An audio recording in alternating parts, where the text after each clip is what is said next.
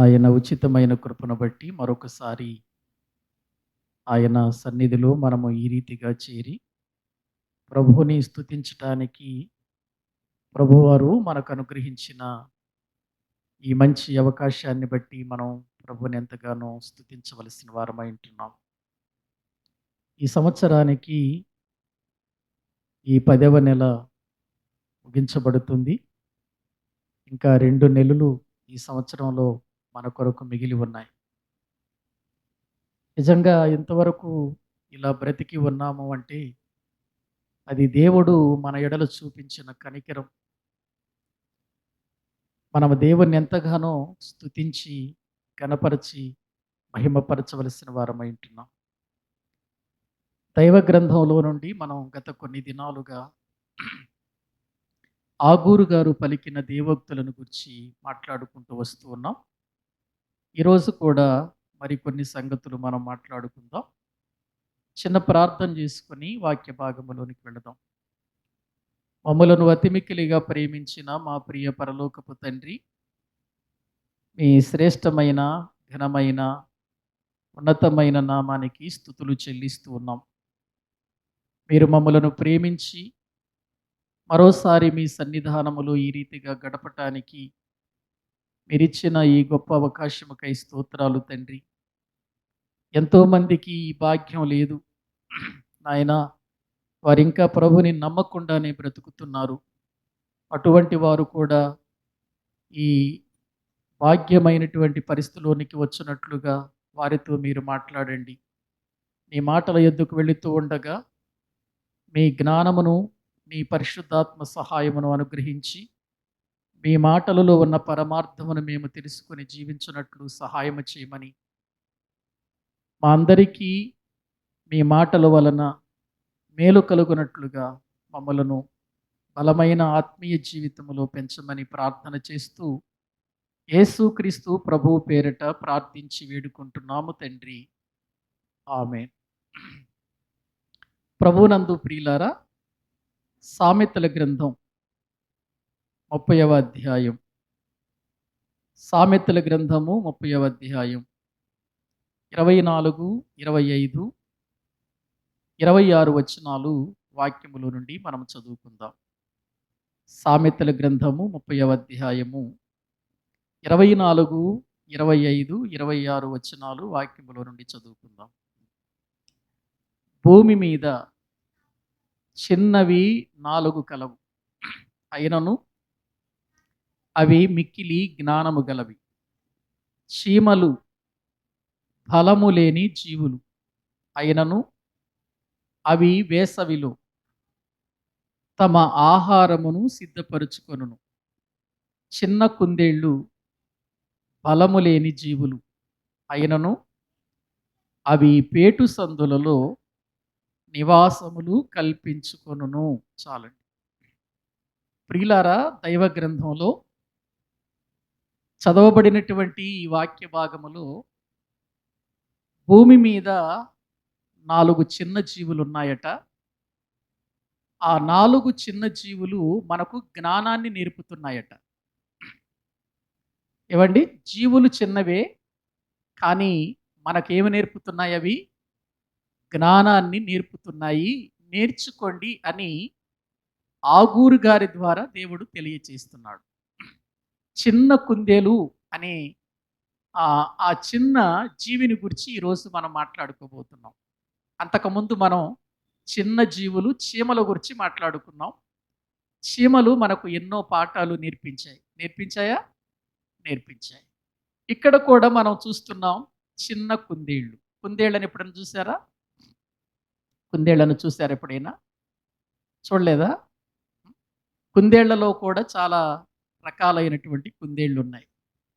అందుకే ఇక్కడ చిన్న కుందేళ్ళు అని వ్రాయబడ్డాయి. చిన్న కుందేళ్ళు. నిజంగా చిన్న కుందేళ్ళు బలము లేని జీవులు అని వాక్యంలో చూస్తున్నాం.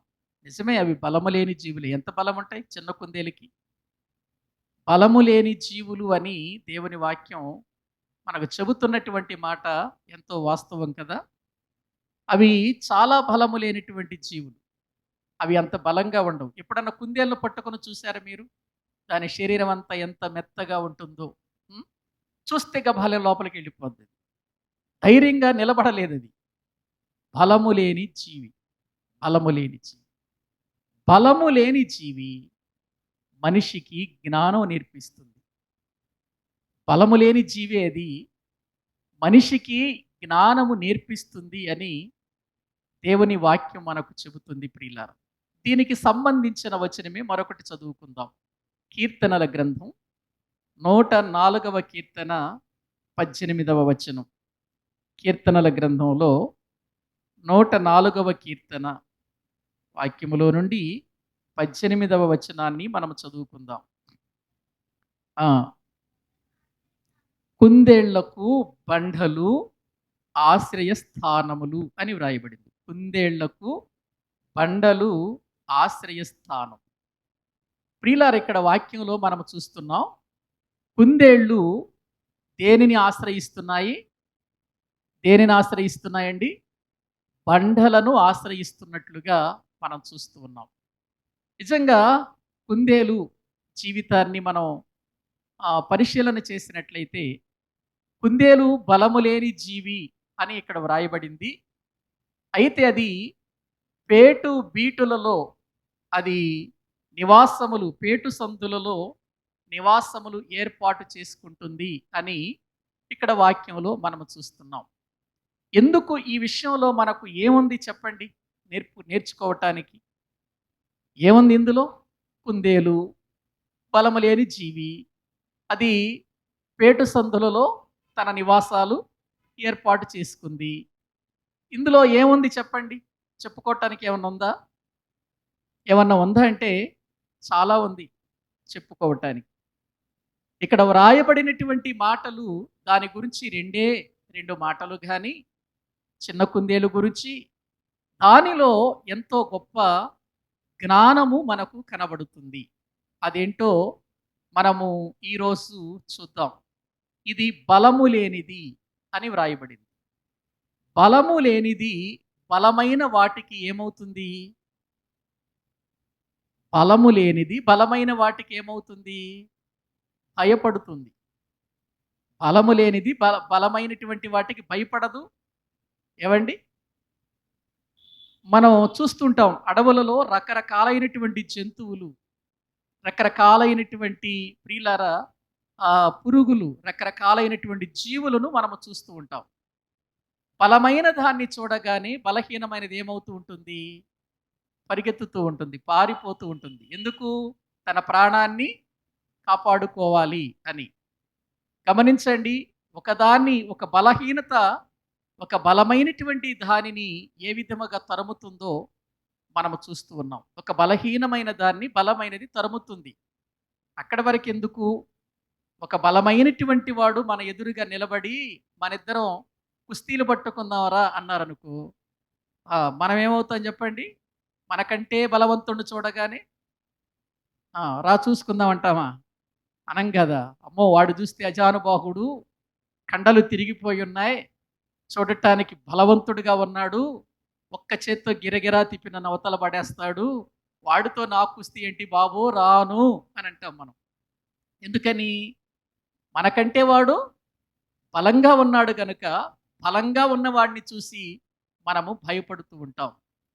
మరి ఇప్పుడు కుందేలు అడవిలో నివాసం చేస్తున్నప్పటికీ అడవిలో ఎన్ని రకాలైనటువంటి జంతువులు ఉంటాయి చెప్పండి?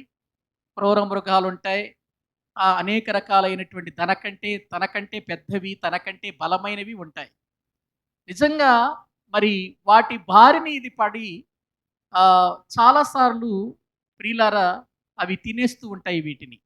అందుచేత ఈ బలహీనమైనటువంటి ఈ కుందేలు శత్రువు బారి నుండి తప్పించుకోవటానికి అది ఏర్పాటు చేసుకున్నటువంటి స్థలమే కొండపేటులు. కొండపేటులలో ఎందుకు, ఆ సందులలో ఎందుకు ఉంటుంది? అది బండలను ఎందుకు ఆశ్రయిస్తుంది అని అంటే, అది బండ క్రిందకు వెళ్ళినప్పుడు, ఆ సందుల మధ్యలోనికి వెళ్ళినప్పుడు ఒక సింహం రాగలదా? ఒక పెద్ద జంతువు లోపలికి రాగలదా? రాలేదు. అంటే ఒక శత్రువు బారి నుండి తప్పించుకోవటానికి అది ఏర్పాటు చేసుకున్న స్థలం కొండపేటులు. అంటే బండ సందులు, పేటు సందులు అని అక్కడ వాక్యంలో మనం చదువుకున్నాం.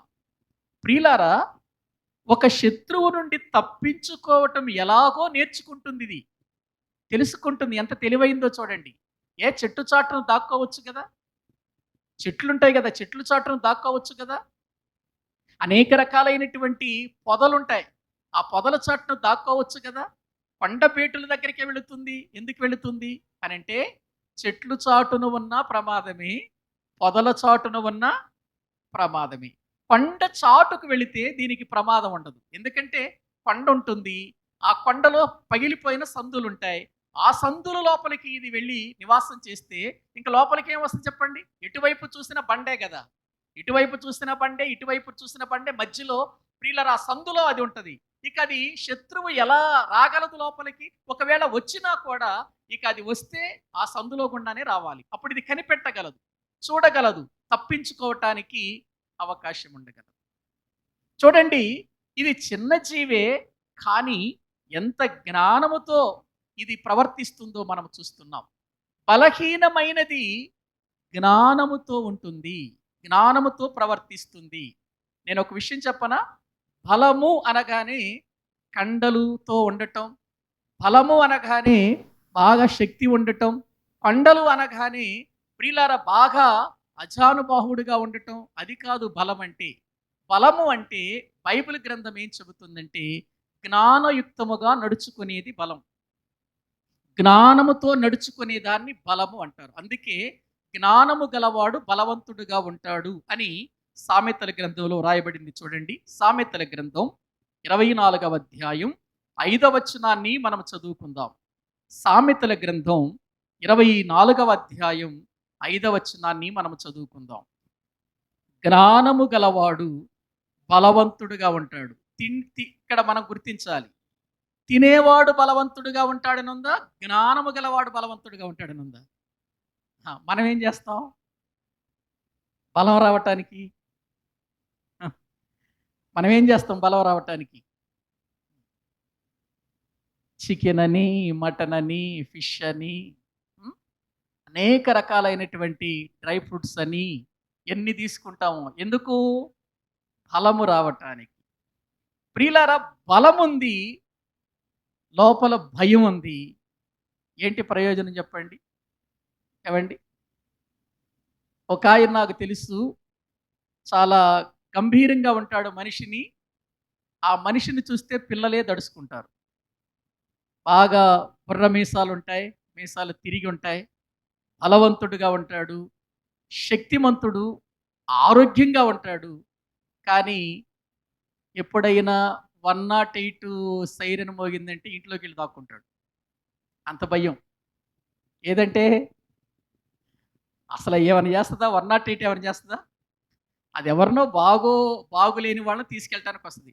దాని సైరన్ వింటే భయం ఆయనకి. ఆ శబ్దం వింటేనే భయం. ఇంట్లోకి వెళ్ళి తలుపులు వేసుకుంటాడు. చూడటానికి మనిషి ఒక 5-6 అడుగులు అజానుబాహుడు, మీసాలుంటాయి, బలంగా ఉంటాడు, శక్తిమంతుడు. కానీ భయం. దేనికి భయం?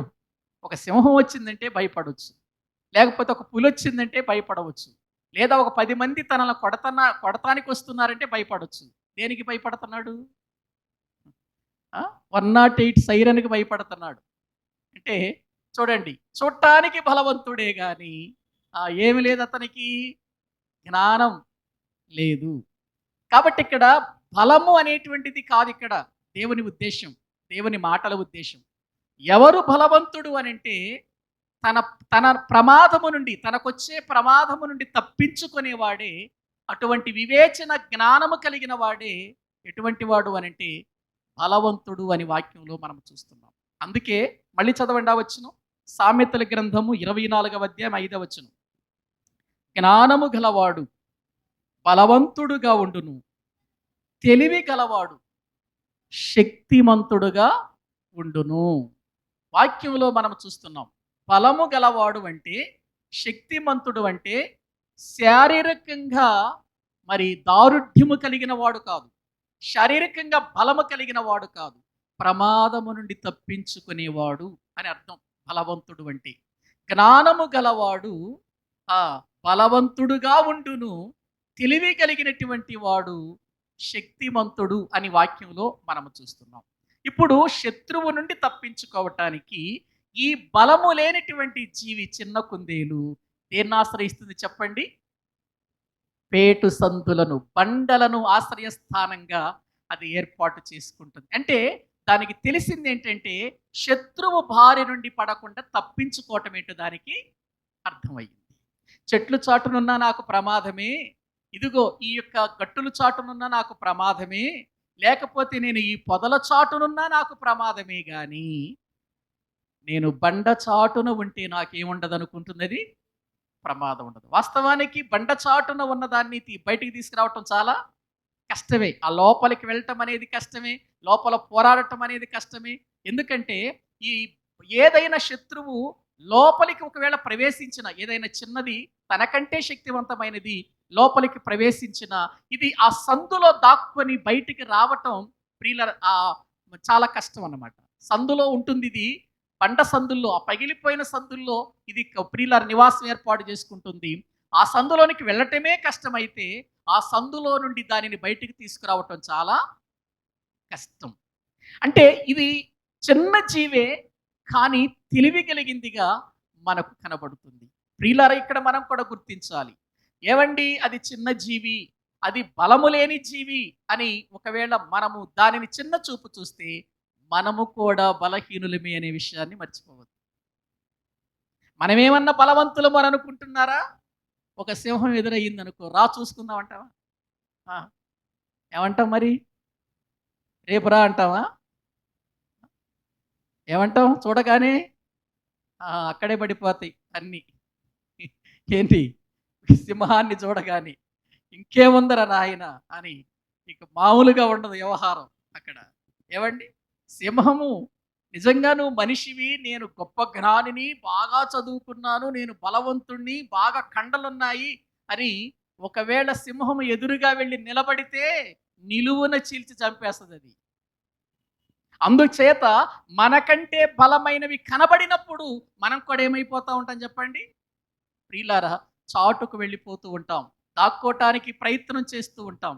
మనము బలహీనులమే అనే విషయం మనకు అర్థం అవ్వాలి. ఒకటి, మనకంటే బలవంతుడైనటువంటి ఒక శత్రువు తన సమూహంతో ఈ భూమి మీద తిరుగుతున్నాడు. వాడే అపవాది. మనల్ని నాశనం చేయటానికి, మనల్ని ప్రియులను చంపటానికి, నిత్య నాశనానికి తీసుకుని వెళ్ళటానికి, మనల్ని దేవుని కొరకు బ్రతకకుండా మనల్ని బలహీనలు చేయటానికి, మనల్ని చంపటానికి వాడు తిరుగుతున్నాడు. వాడు బలమైన వాడు. మన శత్రువు కూడా ఎవరు చెప్పండి? బలమైన వాడు. ఎంత బలమైన వాడు అనంటే ప్రియులర వాడు కూడా ఒక సింహమే అని వ్రాయబడింది బైబిల్ గ్రంథంలో. పేతురు గారు రాసిన మొదటి పత్రిక 5వ అధ్యాయము 8వ వచనాన్ని మనం చదువుకుందాం. పేతురు గారు రాసినటువంటి మొదటి పత్రిక 5వ అధ్యాయము 8వ వచనం. నిబ్బరమైన బుద్ధి కలిగిన వారై ఎలా ఉండమంటున్నాడు? మెలకువగా ఉండుడి. మీ విరోధి అయిన అపవాది గర్జించు సింహము వలె ఎవరిని మృంగుదునా అని వెదకుచు తిరుగుచున్నాడు. ఎవరట వెదకుచు తిరుగుతుంది? విరోధి అయిన అపవాది. ఎలా తిరుగుతున్నాడు? గర్జించు సింహం వలె తిరుగుతున్నాడు. ఇప్పుడు గర్జించు సింహం వలె తిరుగుతున్నటువంటి అతడు ఈ భూమి మీద ఎక్కడ తిరుగుతున్నాడు అనంటే మనుషుల మధ్యలోనే తిరుగుతున్నాడు. మనుషులతోనే ఉంటున్నాడు వాడు. ఎందుకు అనంటే ఎవరిని మృంగాలా అని వాడు గర్జించు సింహం వలె తిరుగుతున్నాడు. ఇప్పుడు మన శత్రువు వాడు మన మీద దాడి చేస్తున్నాడు. వాడు మన మీద వాడు ప్రయత్నాలు చేస్తున్నాడు మన నాశనం చేయటానికి. మరి తప్పించుకునే మార్గం తెలుసా నీకు? అపవాది నుండి తప్పించుకునేటువంటి జ్ఞానం తెలుసా నీకు? లేదండి నేను సైతాన్ని ఎదిరించేస్తానండి అని అంటావా? సాతాన్ని ఎదిరించగలిగినటువంటి శక్తి నీకుందా? మానవుని జీవితంలో ఈ రోజున మనము చూస్తే ఎంత గొప్పవాడైనా అపవాది క్రియలకు లోనైపోతున్నాడు అనంటే అపవాది క్రియలకు బానిసైపోతున్నాడు అనంటే, అపవాది క్రియలలో పడిపోతున్నాడు అనంటే, ప్రియులారా అపవాది వారిని ఎంతగా ఇదిగో బలంగా పనిచేస్తూ వారిని నాశనం చేస్తున్నాడో మనం గుర్తించండి. చదువుకున్నవాడే, ప్రియులారా బాగా డబ్బున్నవాడే, తెలివున్నవాడే, జ్ఞానం కలిగినటువంటి వాడే అయినప్పటికీ కూడా అపవాది చేతిలో చిత్తుగా ఓడిపోతున్నాడు. అంత బాగా చదువుకున్నవాడు ప్రియులారా ఒక చిన్న సారా ప్యాకెట్కి బలైపోతున్నాడు. బలవంతుడా బలహీనుడా? ఏవండి, ఎంత గొప్ప మనిషి ఒక ప్రియులార సిగరెట్కి లోనైపోతున్నాడు. దేనికి? ప్రియులార బలహీనుడు, బలవంతుడు కాదు. ఏవండి, ఇంత గొప్ప మనిషి ఇదిగో జంతువులు, పశువులు తిననటువంటి ఆ పాన్ పరాగు గుట్కాలకు ఏమైపోతున్నాడు? లోనైపోతున్నాడు. అంటే ఇప్పుడు చెప్పండి, సాతానుడు వీటన్నిటినీ జరిగిస్తున్నాడు. వివిధమైన తంత్రాలు కల్పించి ప్రజలను మోసం చేస్తున్నాడు. ఇంత గొప్ప మనిషి ఇది మంచిది కాదు, ఇది ఆరోగ్యానికి మంచిది కాదు, ఇది మన శరీరానికి మంచిది కాదు, దీని వలన మనకు ప్రమాదం, దీని వలన మనకు నష్టమని తెలిసినా కూడా ఎందుకు బానిసైపోతున్నాడు అనంటే, బలవంతుడైన సాతానుడు బలహీనుడైన మనుషుడిని ఏం చేస్తున్నాడు చెప్పండి? తన వశము చేసుకుంటున్నాడు. ఏమండి, ఏంటి మీరు బలహీనులు బలహీనులు బలహీనులు అంటున్నారు ఏంటండి? మీరు అంటున్నారా? బలహీనులమే మనము. రోమీలకు రాసిన పత్రిక 5వ అధ్యాయము 6వ వచనం చదవండి. రోమీలకు రాసిన పత్రిక 5వ అధ్యాయము 6వ వచనము నుండి మనం చదువుకుందాం. ఏలయనగా మనమేమై ఉన్నాం? బలహీనులము అని బైబిల్ చెబుతుంది. మనం బలహీనులం. పాపము విషయంలో బలహీనులం. ప్రియులారా, సాతానుడు మనుషులను పడగొడుతున్నాడు. ఏదో ఒక చిన్న విషయంలో పడగొట్టేస్తున్నాడు, బలహీనులు చేస్తున్నాడు. ఇప్పుడు వాడు మనల్ని ఓడిస్తున్నాడు అని అంటే మన బలహీనులమా లేకపోతే బలవంతులమా? ఏమండి, అపవాది మనల్ని ఓడిస్తున్నాడు. ఒక చిన్న ప్రియులారా ₹2 పాన్ పరాగ్ ప్యాకెట్కో, లేకపోతే ఒక సారా ప్యాకెట్కో, ఒక సిగరెట్కో మనిషిని బానిస చేసేస్తున్నాడు అని అంటే ఏంటి? మనిషి బలహీనుడా బలవంతుడా? బలహీనుడు. అందుకే బలహీనుడు. ప్రియులారా, మనమందరము బలహీనులమేనని బైబిల్ గ్రంథం చెబుతుంది. మరి ఎలా? ఈ బలహీనతలను బట్టి మనం నాశనానికి వెళ్ళిపోతున్నాం. సాతాను మనలను చిక్కించుకొని వాడు వలలు బట్టి మనల్ని పాడు చేయటానికి సిద్ధపడుతున్నాడు. మరి ఎలా తప్పించుకునే మార్గం అంటే ఇప్పుడు జ్ఞానం కావాలి. కుందేలు ప్రమాదము నుండి, శత్రువుల బారి నుండి తప్పించుకోవటానికి క్షేమకరమైనటువంటి ప్రదేశాన్ని ఎలా ఏర్పాటు చేసుకుంటుంది అనంటే బండ సందులకు వెళుతుంది, బండ క్రిందకు వెళుతుంది, బండలను ఆశ్రయిస్తుంది. అలాగే ఈ లోకములో మనకు ఒక బండ ఉందండి ఆశ్రయించటానికి. ఏమండి, ఏ బండో చూద్దాము. చూడండి ఒకసారి. కొరింథీయులకు రాసిన మొదటి పత్రిక 10వ అధ్యాయం. కొరింథీయులకు రాసినటువంటి మొదటి పత్రిక 10వ అధ్యాయము. ప్రియులారా, ఒక్కసారి 4వ వచనాన్ని చదువుకుందాం. అందరూ ఆత్మ సంబంధమైన ఒకే పానీయమును పానము చేసిరి, ఎలయనగా తమ్మును వెంబడించిన ఆత్మ సంబంధమైన బండలోనిది త్రాగిరి, ఆ బండ క్రీస్తే.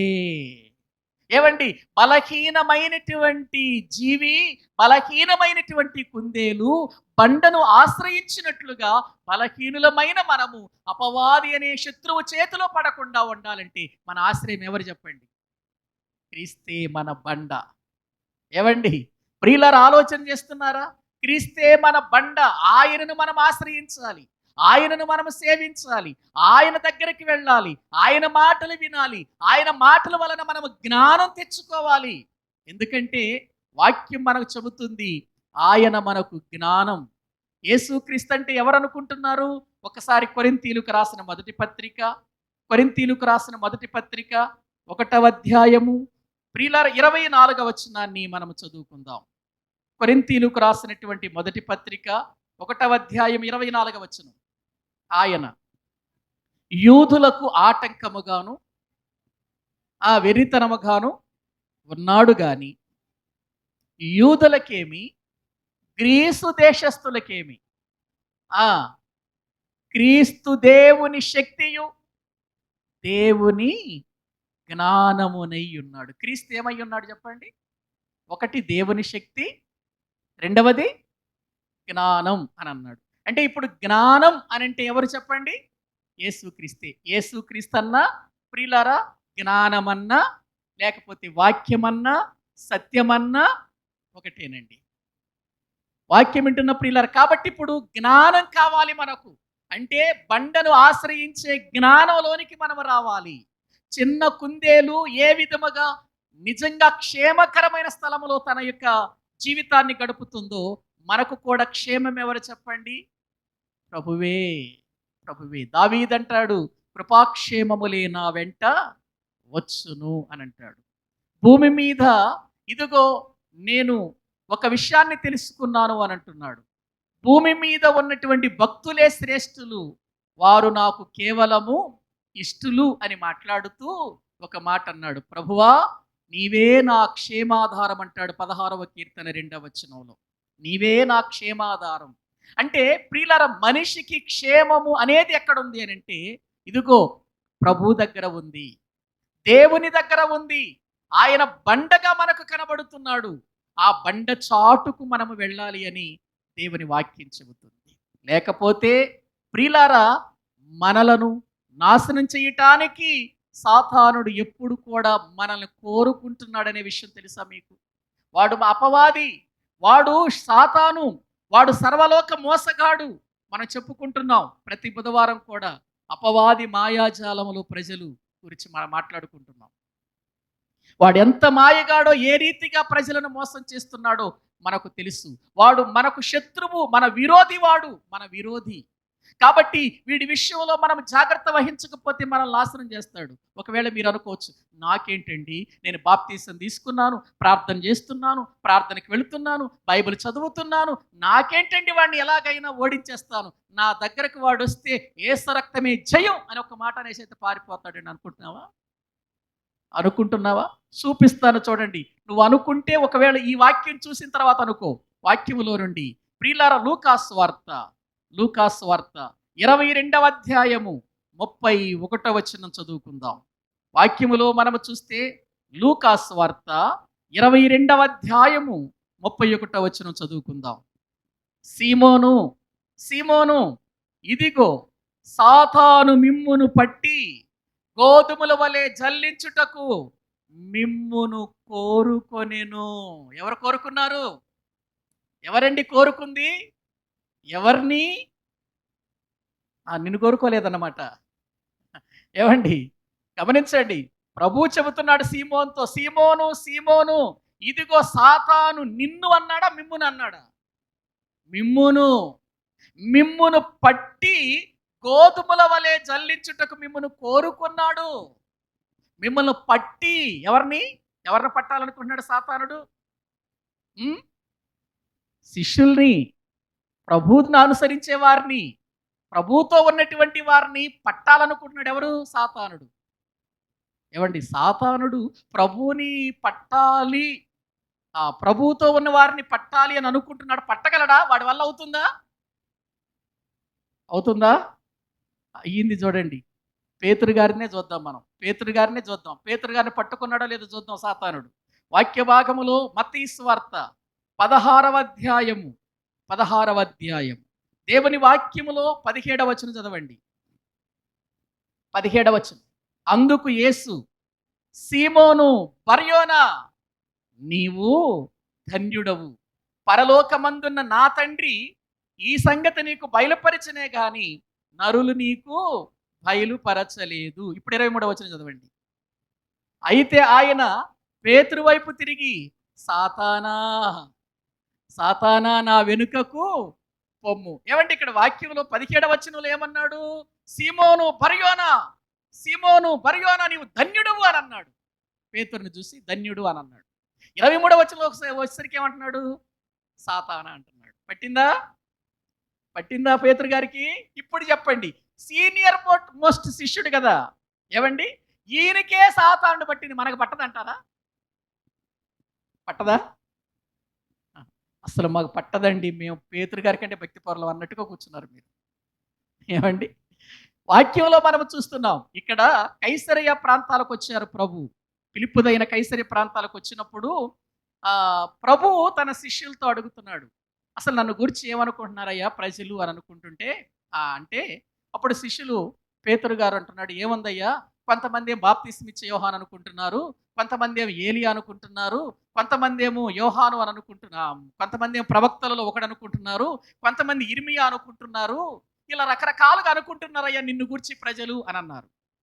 సరే, వాళ్ళు ఎట్లా అనుకుంటే అనుకున్నారు, కానీ మీరేమనుకుంటున్నారు నన్ను గురించి అని అడిగాడు ప్రభు శిష్యుల్ని. మీరేమనుకుంటున్నారు నన్ను గురించి అంటే వెంటనే పేతురు గారు నోరు తెరిచి అన్నాడు, నువ్వేంటో మాకు తెలియపోవటం ఏంటయ్యా, నీవు సజీవుడగు దేవుని కుమారుడవైన క్రీస్తువి, నువ్వు సజీవుడగు దేవుని కుమారుడవైన క్రీస్తువి అనేసరికి ప్రభు ఒక్కసారి అసలు పేతురికి ఈ విషయం ఎట్లా తెలిసిందో చెబుతున్నాడు. పేతురు, ఇది మనుషులు నీకు బయలుపరచలేదు, పరలోకమందున్న నా తండ్రి నీకు బయలుపరిచాడే గాని ఇది మనుషులు నీకు బయలుపరచలేదు. ఈ సంగతి పరలోకమందున్న దేవుడు నీకు బయలుపరిచాడు కాబట్టి నీవు ధన్యుడవు అని అన్నాడు. నీవు ధన్యుడవు అని అన్నాడు. ప్రియులారా గమనించండి, నువ్వు ధన్యుడు అన్నాడు. మరి ఇక్కడ 23వ వచనం దగ్గరకు వచ్చేసరికి పేతురు వైపు తిరిగి సాతానా నా వెనుకకు పొమ్మన్నాడు. మరి ఇక్కడ సాతాను ఎందుకయ్యాడంటే యేసు ప్రభు వారు ఆ విషయాలన్నీ కూడా చెప్పిన తర్వాత, సంఘాన్ని గురించి చెప్పిన తర్వాత అక్కడ పైన బండను గురించి కూడా మాట్లాడతాడు పేతురుతో. మాట్లాడిన తర్వాత అంటాడు, ఇదిగో మనుష్య కుమారుడు మనుషుల చేతికి అప్పగించబడతాడు, అంటే నేను మనుషుల చేతికి అప్పగించబడతాను, వారు నన్ను శ్రమల పాలు చేస్తారు, నేను 3వ దినాన్ని తిరిగి లేస్తాను అని అన్నాడు.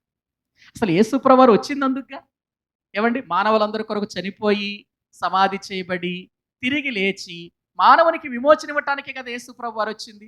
కాబట్టి యేసు ప్రభు ఆ విషయాన్ని చెబుతున్నాడు, నన్ను శ్రమల పాలు చేస్తారు, నేను చనిపోతాను, సమాధి చేయబడతాను, 3వ దినాన్ని తిరిగి లేస్తాను అని అన్నాడు. ఈ మాట అనేసరికి పేతురు గారు పరిగెత్తుకుంటూ వచ్చేసి, ఆగు ప్రభు, ఏంటి ఆ మాటలు, నువ్వేంటి శ్రమల పాలవటం ఏంటి, చచ్చిపోవటం ఏంటి, అది నీకు దూరమగును గాక అన్నాడు.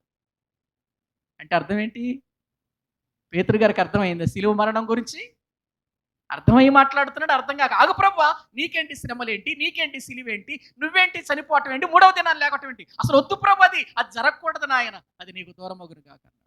అప్పుడు అంటున్నాడు ప్రభు, పేతురు, నీవు ఇప్పటి వరకు ధన్యుడు అనుకున్నాను, కానీ నీ దగ్గర మరొక కోణం కూడా ఉందా, ఇది కూడా ఉందా నీ దగ్గర, నువ్వు నిజంగా సాతానువయ్యా, నా వెనుకకు పో, నువ్వు నాకు అభ్యంతర కారణంగా ఉన్నావు అని అన్నాడు. ఆయన వచ్చిందే మానవులకు విమోచన ఇవ్వటానికి, సిలువ మీద మరణించటానికి, అది దూరమగునుగా కంటున్నాడు పేతురు గారు, ఏదో ఆయన మీద ప్రేమ అన్నట్టు. ఏమండి గమనిస్తున్నారా? అంటే అప్పుడు అక్కడ అంటాడు, నీవు మనుషుల సంగతులని ఆలోచిస్తున్నావు కానీ దేవుని సంగతులను ఆలోచించట్లేదు అంటాడు 23వ వచనంలో. ఏమండి, నీవు మనుషుల సంగతులను ఆలోచిస్తున్నావు కానీ దేవుని సంగతులను తలంపకయున్నావు అని మాట్లాడతాడు. అంటే ఇక్కడ మనం గుర్తించాలి, 17వ వచనంలో దేవుని సంగతులను తెలుసుకొనిన వాడు 23వ వచనం దగ్గరకు వచ్చేసరికి దేవుని సంగతులను పక్కన పెట్టి ఎవరి ఆలోచనలో ఉన్నాడు? మనుషుల ఆలోచనలో ఉన్నాడు. ఇప్పుడు సాతానుడు పట్టాడు, అందుకే సాతానా నా వెనుకకు పొమ్ము. మన జీవితంలో కూడా అంతే. ఇక్కడ దేవుని సంగతులు వింటాం, బయటికి వెళ్ళిన తర్వాత ఇవాళ పాస్టర్ గారు ఈ వాక్యం చెప్పారు, ఈ వాక్యాన్ని ధ్యానించాలి, ఈ వాక్య ప్రకారం నడుచుకోవాలి, అసలు ఈ వాక్యం యొక్క విధానం ఏంటో ఇంకా నేను తెలుసుకోవాలి అని చదివి ధ్యానించి తెలుసుకునే వాళ్ళు ఉంటారా? అక్కడికి వెళ్ళిన తర్వాత మనుషుల సంగతులు. ప్రియులారా, మనుషుల సంగతులను ఆలోచించే వ్యక్తి, దేవుని సంగతులకు దూరమైపోయిన వ్యక్తి ఎవరు పట్టిన వ్యక్తి? సాతాను పట్టిన వ్యక్తి. ఆలోచించండి. దేవుని సంగతులను మరిచిపోయి మానవుల సంగతులను గురించి నువ్వు ఆలోచన చేస్తున్నావు అనంటే నీవు సాతానుడు పట్టాడు అనే విషయం తెలుసుకో. నాకు సాతానుడు పట్టలేదు అని అనుకోవద్దు. సాతాను మిమ్ములను పట్టి గోధుమల వలె ఏం చేస్తాడట? జల్లిస్తాడు. ప్రియులారా, ఇప్పుడు ఈ సాతాను వశములో నుండి మనము తప్పించుకోవాలి అనంటే మనము జ్ఞానవంతుడైన జ్ఞానము కలిగిన, జ్ఞానమును నేర్పించే ఆయన మాటల చాటున, బండ చాటున మనం ఏం చేయాలి? దాగుకోవాలి. పేటు పీటుల మధ్యలో దాక్కోవాలి, ఒక చిన్న కుందేలు వలె. ప్రియులారా, మరి మనం ఏ రీతిగా ఉంటున్నాం ఒకసారి ఆలోచించండి. మనం ఏ రీతిగా బ్రతుకుతున్నాం? మనము ఏ రీతిగా జీవించగలుగుతున్నాం? అందుకే దేవుడు ప్రియులారా చాలా సంగతులు తన వాక్యములో రాయిస్తూ ఎన్నో విషయాలు ఇక్కడ చెబుతున్నాడు. చిన్న కుందేలును చూసావా? ఆ చిన్న కుందేలు చూడు ఎంత తెలివిగా ప్రవర్తిస్తుందో.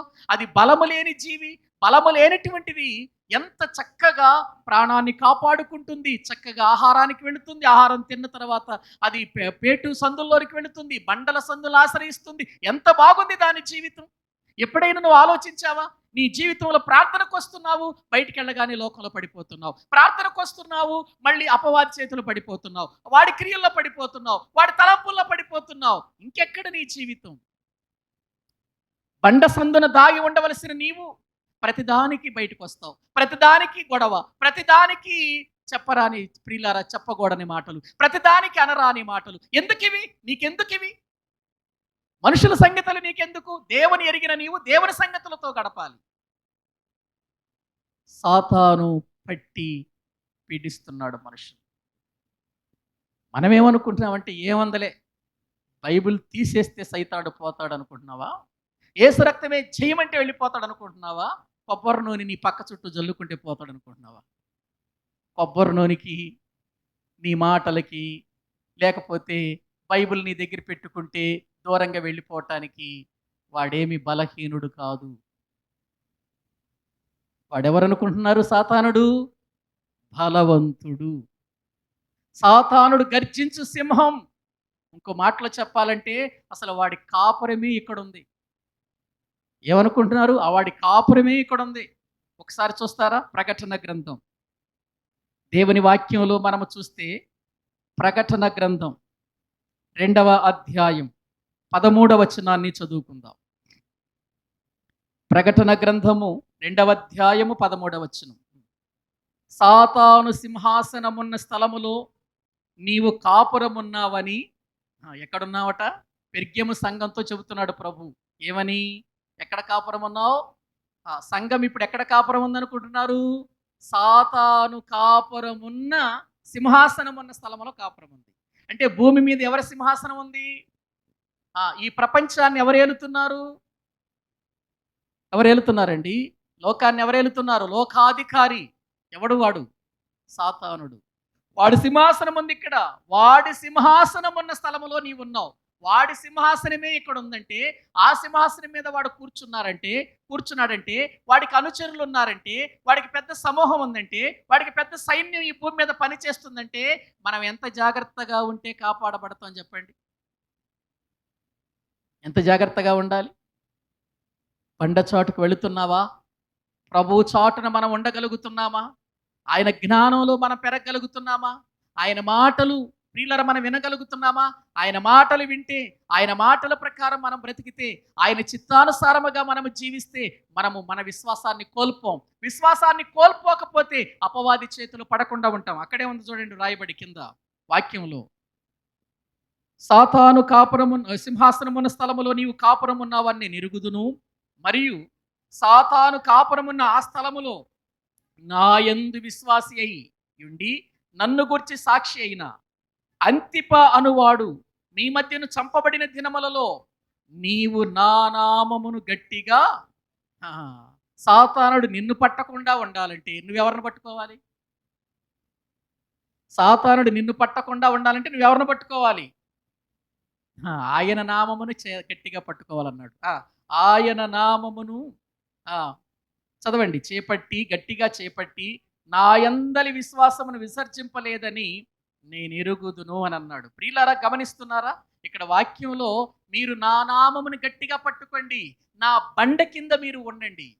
ఇదిగో నేనే ఆశ్రయం, నా వాక్యము క్రిందకి రండి. మీరు నా వాక్య విధానములో మీరు నడవండి, నా వాక్యపు పద్ధతిలో మీరు నడవండి. అప్పుడు సాతానుడు మీకు దూరం అయిపోతాడు, వాడు బలహీనుడైపోతాడు. ప్రియమైన దేవుని పిల్లలారా ఆలోచించండి. సాతానుడు రాకుండా ఉండడు గాని, వాడు దాడి చేయకుండా ఉండడు గాని, వాడు మనకు ప్రమాదాన్ని తీసుకురాకుండా ఉండడు గాని, వాడి ప్రమాదమునకు గురి కాకుండా వాడి బారి నుండి మనము తప్పించుకోవాలంటే మనము ఎవరి చాటుకు వెళ్ళాలి చెప్పండి? బండ అయిన క్రీస్తు చాటుకు మనము వెళ్ళాలి. ప్రియులారా, ఆలోచించండి. సర్వశక్తుని నీడను ఆశ్రయించేవాడు ప్రియులారా క్షేమముగా ఉంటాడు అని వాక్యంలో చూస్తున్నాం. ఒక కుందేలు అడవి జంతువుల మధ్యలో నివాసము చేస్తుంది కానీ ఎందుకు అది అడవి జంతువులకు, క్రూర మృగాలకు ప్రియులారా ఎందుకు ఆహుతి కావటం లేదంటే అది క్షేమకరమైన స్థలములు, పేటు సందులలో ఏం చేస్తుంది? అది దాక్కుంటుంది. అందుకే ప్రియులర బలము లేని జీవులలో కుందేలు ఒకటి ఉంది. అయినప్పటికీ కూడా అది పేటు బండ సందులలో ఏమవుతుందంటున్నాడు? ప్రియులర నివాసములను ఏర్పాటు చేసుకుంటుంది. శత్రువుని ఎదుర్కోవటానికి గాని, శత్రువు నుండి తప్పించుకోవటానికి గాని, శత్రు మార్గములోనికి ప్రియులర వెళ్లకుండా ఉండటానికి గాని అది ఎంత కాపుదల ఉందో చూడండి. చుట్టూ బండండి. బండ ప్రియులరా, పేటులంటే బండలు పగిలిపోతాయి కదా, కొండలు పగిలిపోతా ఉంటాయి అప్పుడప్పుడు. ఆ కొండలు పగిలినప్పుడు సందులు ఏర్పడతాయి. ఆ సందులు ఏర్పడినప్పుడు ఇప్పుడు దానికి ఏంటంటే భయం, దానికి ఏంటంటే ధైర్యం, ఇటువైపు బండ ఉంటుంది, ఇటువైపు బండ ఉంటుంది, ఎటువైపు చూసినా బండ ఉంటుంది. ప్రియులారా, ఇక ఏ శత్రువైనా రావాలంటే ఈ సందులో గుండానే రావాలి. ఇంకా ఎటువైపు రావటానికి అవకాశం లేదు. అప్పుడు అది శత్రువును చూసి తప్పించుకునే అవకాశము కూడా ఉంది. అంటే శత్రువు రాకుండా అది బండ సందుల్లో ఉంటుంది. ఒకవేళ ఏదైనా శత్రువు లోపలికి వచ్చినా అది తప్పించుకోవటానికి చక్కటి ప్రియులర ఒక మార్గం ఏర్పాటు చేసుకున్నట్లుగా బైబిల్ గ్రంథంలో మనం చూస్తున్నాం. మరి ఈ దినమున దేవుని మాటలు వింటున్న ప్రియమైన దేవుని పిల్లలారా, సాతానుడు మనల్ని పట్టి జల్లించటానికి సిద్ధపడుతూ ఉండగా, మనల్ని కోరుకున్నాడని బైబిల్ చెబుతూ ఉండగా, మనము తప్పించుకునేటువంటి మార్గములోనికి వెళుతున్నామా? మనం ఆ బండ చాటుకు వెళుతున్నామా? ఆ ప్రభు చాటుకు మనం వెళుతున్నామా? ఆ వాక్యం అనే జ్ఞానాన్ని మనం నేర్చుకుంటున్నామా? ఆ జ్ఞానముతో మనం జీవించగలుగుతున్నామా? ప్రియులారా, జ్ఞానవంతుడు బలవంతునిగా, జ్ఞానము కలవాడు ఎలా ఉంటాడు? బలవంతునిగా ఉంటాడు, శక్తిమంతుడుగా ఉంటాడు, తెలివి కలిగిన వాడని లేఖనాలు చెబుతున్నాయి. ఇది బలము లేని జీవే గాని ఇది ప్రియులారా బలమైనటువంటి వాటి నుండి ఏం చేయబడుతుంది? తప్పించబడుతుంది.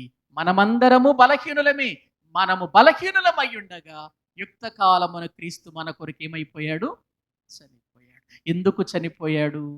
మనలను బలవంతులను చేసి ఏదైతే మన మీద దాడి చేస్తుందో దానిని ఓడించటానికి మనకు శక్తినిచ్చాడు.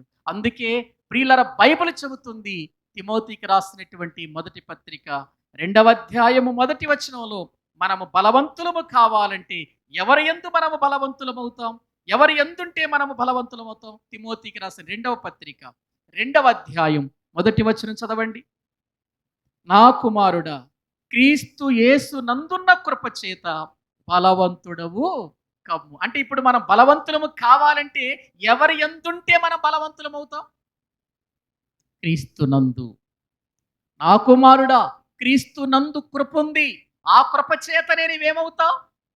బలవంతుడు అవుతావు. నువ్వు ఆయన చాటుకు వెళ్ళాలి, ఆయన యందు నీ ఉండాలి అని దేవుని వాక్యం చెబుతుంది. ఇదిగో ఒక కుందేలు ఎంత తెలివిగా ఉంటుందో సంఘములో రక్షించబడిన మీరు కూడా అంత తెలివిగా ఉండాలి. ఎందుకంటే ఈ లోకములో అపవాది అనేవాడున్నాడు, శత్రువు అనేవాడున్నాడు. వాడు మన నాశనం చేయడానికి ప్రయత్నం చేస్తున్నాడు. వాడి నుండి తప్పించుకోవటానికి మనకి ఈ జీవితం కావాలి. ఇదిగో క్రీస్తు నందు మనము ప్రార్థించాలి, క్రీస్తు నందు ఉన్నటువంటి వాక్యమును వెంబడించాలి, క్రీస్తు నందు ఉన్న ఆ కృపలో మనకు దొరికే ప్రతి ప్రియులర మరి విశ్వాస జీవితాన్ని మనము బలంగా కొనసాగించుకోవాలి.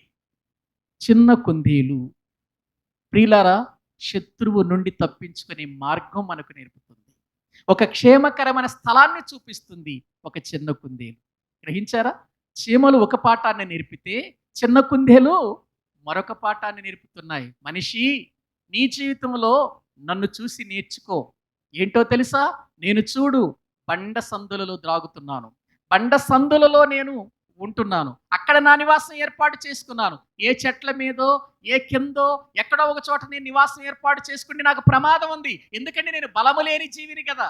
కాబట్టి నేను ప్రమాదం లేకుండా బ్రతకాలంటే, నేను క్షేమకరంగా ఉండాలి అనంటే, శత్రువు నుండి తప్పించుకోవాలి అనంటే, నేను క్షేమకరమైనటువంటి రీతిలో ఉండే బండ సందులలోనికి నేను వెళ్ళాలి.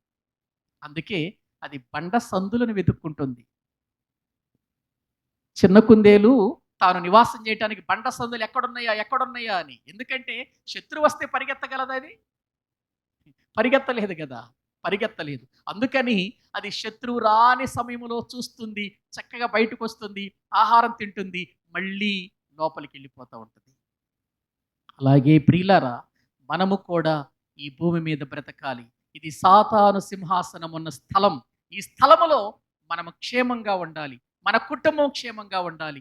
మన యొక్క జీవితాలు క్షేమంగా ఉండాలంటే మనం ఎవరిని ఆశ్రయించాలి చెప్పండి? మన ప్రభువుని ఆశ్రయించాలి. ప్రభువుని ఆశ్రయించాలి. అప్పుడే మన జీవితానికి ప్రియులారా మేలు దొరుకుతుంది అని దేవుని వాక్యం చెబుతుంది. మరి ఈ దినాన మనము తప్పించుకొని ఆ శత్రువు బారి నుండి తప్పించుకునే మార్గం ఎక్కడ దొరుకుతుంది అని అంటే, ఇదిగో 66 పుస్తకాలలో ఉన్నటువంటి ఈ మాటలన్నీ కూడా మనకు తప్పించుకునే మార్గాన్ని నేర్పించేయే కదండి. తప్పించే మార్గాన్ని నేర్పించేవే. ఈ జ్ఞానం కావాలి మనకు.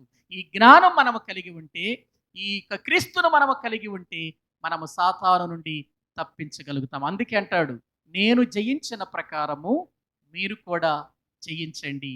మీరు కూడా నేను ఉన్న స్థలములో నా తండ్రి దగ్గర ఉంటారన్నాడు. ప్రకటన గ్రంథం చూడండి ఒకసారి, 2వ అధ్యాయం.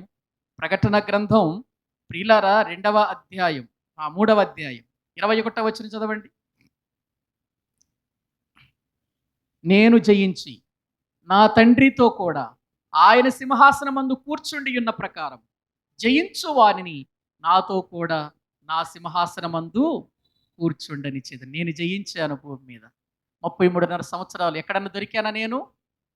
33.5 సంవత్సరాలు సాతాను యొక్క క్రియల్లో ఎక్కడైనా పాలు పంపులు పొందానా? పాపం ఎక్కడైనా అంటుకుందా? ఎంత పవిత్రంగా బ్రతికాను, ఎంత పరిశుద్ధంగా బ్రతికాను, ఎంత చక్కగా నేను జీవించాను. నేను జయించాను, పాపాన్ని జయించాను. నేను ఎక్కడ బలహీనుడను కాలేదు, నేను ఎక్కడ ఓడిపోలేదు, నేను జయించాను. నేను జయించినట్లుగా మీరు కూడా జయిస్తే, మీరు కూడా లోకాన్ని జయిస్తే, మీరు కూడా పాపాన్ని జయిస్తే, ఇదిగో నేను జయించినట్లుగా నేను ఏ స్థలములో ఉన్నానో జయించి మీరు కూడా అక్కడే ఉంటారు. నాతో పాటు నా తండ్రితో పాటు మీరు కూడా ఉంటారు. కాబట్టి బలహీనులుగా కాక బలవంతులుగా క్రీస్తు యేసునందున్న కృపచేత బలవంతులమై మనము ప్రియులారా ఈ లోకములో సాతాను భార్య నుండి, అపవాది భార్య నుండి, వాడి క్రియల నుండి తప్పించబడి నిత్య జీవానికి మనము వెళ్ళటానికి సిద్ధపడదాం. ప్రభు ఈ మాటలు దీవించునుగాక. తలలు వంచండి, ప్రార్థన చేసుకుందాం. తలలు వంచండి, ప్రభు సన్నిధానములో మనం ప్రార్థన చేసుకుందాం. ప్రభు నందు ప్రియులారా, ఒక చిన్న కుందేలు అది బలము లేని జీవే కానీ నిజంగా జ్ఞానముతో ఎలా బ్రతుకుతుందో చూడండి. మరి మనం జ్ఞానంతో బ్రతుకుతున్నామా? వాక్య విధానంలో బ్రతుకుతున్నామా? ఒక్కసారి మనలను మనం పరిశీలన చేసుకుని ఆయన సన్నిధిలో ముందుకు వెళదాం. ప్రార్థన చేసుకుందాం. ప్రేమ కలిగిన మా ప్రభువా, మీకు వందనాలు చెల్లిస్తూ ఉన్నాం. నీ ప్రేమ ఎంత ఉన్నతమైనది. ఎక్కడో అపవాది చేతిలో బందీగా పాపమనే చెరలో ఉన్నటువంటి నన్ను విడిపించటానికి నీ కుమారుడైన యేసుక్రీస్తును నా కొరకు పంపించారు. సిలువలో బలి చేసి విమోచన కలిగించారు తండ్రి. అందుకై మీకు స్తోత్రాలు. మమ్మల్ని మీరెంత ప్రేమించారో మాకు అర్థమవుతుంది.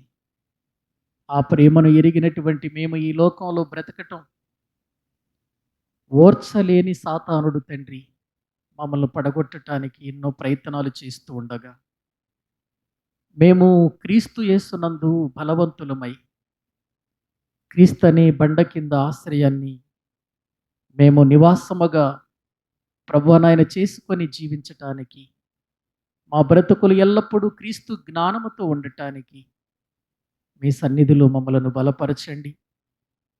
ఈ సమయమందు ఇక్కడ కూడిన మేమందరము కూడా ఒక చిన్న కుందేలు బలమలేని జీవి ఏ విధంగా తను భద్రము చేసుకోవటానికి తన జీవితంలో ఎంతగా జ్ఞానముతో తన జీవితాన్ని గడుపుతుందో మీరు నేర్పించారు.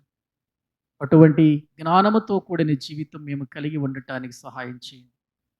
కూడిన ప్రతి బిడ్డను జ్ఞాపకం చేసుకోండి, దీవించండి, బలపరచండి, ఆశీర్వాదకరంగా చేయండి, మీ చిత్తములో నడిపించమని, మీ బిడ్డలు ప్రేమతో ఇచ్చిన కానుకలను దీవించి ప్రతిఫలము దయచేయమని యేసుక్రీస్తు ప్రభువు పేరిట ప్రార్థించి వేడుకుంటున్నాము తండ్రి.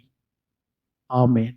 మన తండ్రి అయిన దేవుని ప్రేమ, ఆయన కుమారుడైన యేసుక్రీస్తు వారి కృప, పరిశుద్ధాత్మ నిత్య సహాయము సన్నిధి ఇక్కడ కూడిన మనకును సకల పరిశుద్ధులకు సదాకాలము తోడేయుండి నడిపించునుగాక.